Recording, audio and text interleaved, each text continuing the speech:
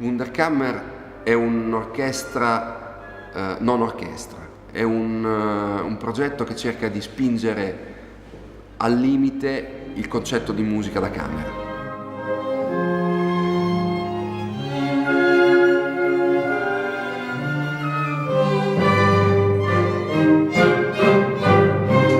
Abbiamo levato tutte le masse all'orchestra sinfonica, lasciando però tutti gli strumenti. C'è un flauto, un oboe, un clarinetto, un corno, un fagotto, una tromba, un quintetto d'archi, senza le file. Ovviamente per fare questo abbiamo dovuto fare una trascrizione. Io ho riorchestrato il concerto di Beethoven in maniera da cercare di equilibrare i pesi.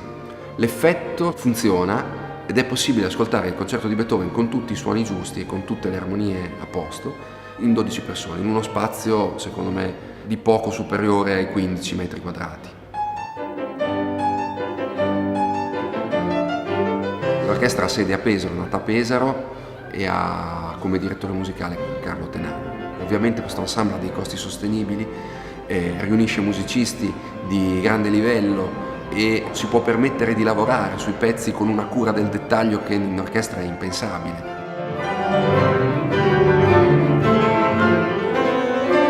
Cosa può fare un ensemble così piccolo? Può permettersi di portare la musica sinfonica dove l'orchestra sinfonica non riesce ad arrivare, teatri piccolissimi, nelle zone rurali, nelle isole. Proprio per questo motivo abbiamo deciso di debuttare a Lampedusa con la Wunderkammer, perché a Lampedusa non si vedeva un'orchestra da decenni, quindi quale posto più significativo per lanciare un'orchestra piccolissima che riesce ad arrivare dove nessun'altra orchestra riesce.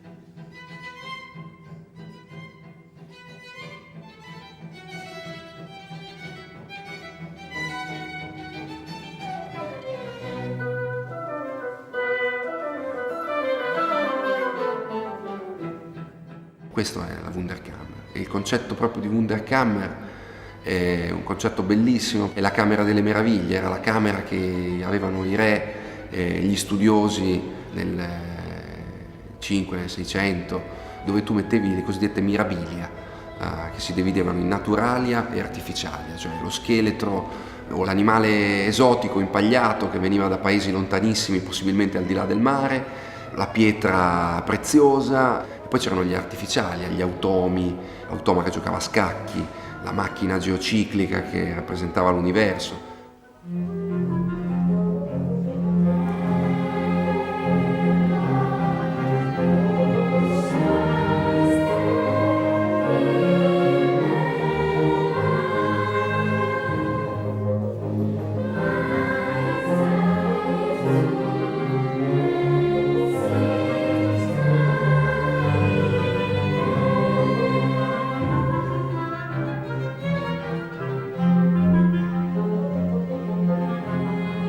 Ecco, la Wunderkammer a tutto questo, a un certo punto di vista, viene vista come il prototipo di quello che poi diventerà il museo.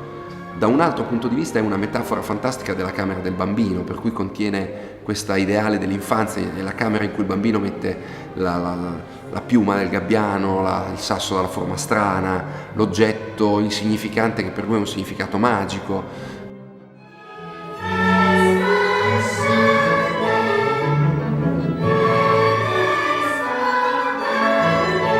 Per cui in questo ci sono già tante idee, c'è l'idea del divertimento, c'è l'idea dello stupore e c'è l'idea dell'attenzione all'infanzia, che per me è fondamentale.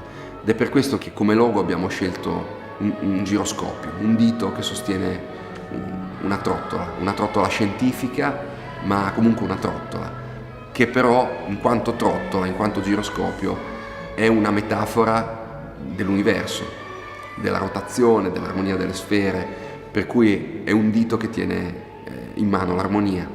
Quindi parte proprio da questo, non limitarsi a fare Kammermusik, ma andare oltre, fare una Wunderkammermusik.